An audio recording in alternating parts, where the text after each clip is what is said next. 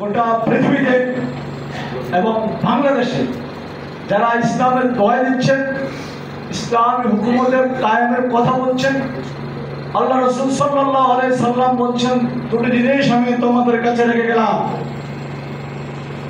কখনো তোমরা পথভ্রষ্ট হবে না, পথহারা হবে না যদি এই দুই জিনিসকে, যে কিতাব আল্লাহ সুন্নাত রাসূল।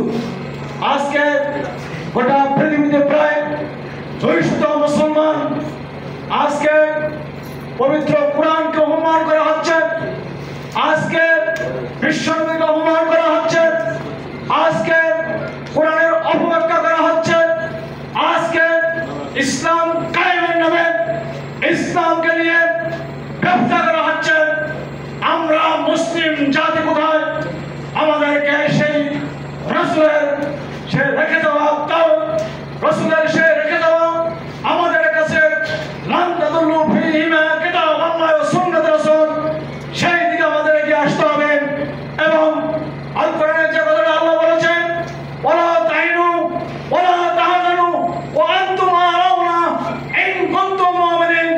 প্রিয় ভাই এবং বন্ধুরা আমার, আজকে আগামী দিনের নির্বাচন আসছে, বিভিন্ন রাজনৈতিক দল বিভিন্ন অবস্থা করছেন, তারা কতটুকু ইসলাম কায়েম করে এই শাহজালাল শাহপুরের বাংলাদেশে আমাদেরকে দেখাতে পারবেন।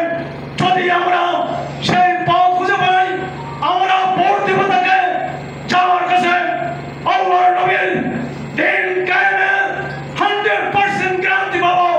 কারণ হচ্ছে খতম নবুয়ত এবং মুসলমানদের দাবি আল্লাহর নবীর সম্মান, আল কোরআনের সম্মান। আজকে মানুষের জীবনের একমাত্র দাবিদার ইন্না সালাতি ওয়া নুসুকি ওয়া মাহইয়ায়া মামাতি লিল্লাহি রাব্বিল আলামিন। আজকে আমি যে আমার কথা বলছি, এই কথার বাক শক্তি যিনি আমাকে পাওয়ার দিয়েছেন, তিনি হচ্ছেন লেখক আল্লাহ, যার নামে যার কথায় গোটা দুনিয়ায় এবং যেটা বলা হচ্ছে আল্লাহু লা ইলাহা ইল্লা হুয়াল হাইয়ুল কাইয়ুম লা তাখুযু সিনাতুন ওয়া লা নাওম। আমার কথা আমি আর দীর্ঘায়িত করতে চাচ্ছি না। আগামী নির্বাচনে আমরা ভোট দিব তাকে, যে শপথ করবে আমাদের কাছে ক্ষমতা দিয়ে দিন কায়েমের 100% গ্যারান্টি দিবে। এই আশা এবং প্রত্যাশা রেখে আমার দল বাংলাদেশ জাস্টিস পার্টির পক্ষ থেকে আজকে ইসলামী রাষ্ট্র প্রতিষ্ঠানের স্বপ্নের যারা আয়োজন করেছেন তাদেরকে অভিনন্দন এবং ধন্যবাদ জানিয়ে আমার বক্তব্য এখানে শেষ করছি। আল্লাহ হাফেজ। বাংলাদেশ দীর্ঘজীবী হোক।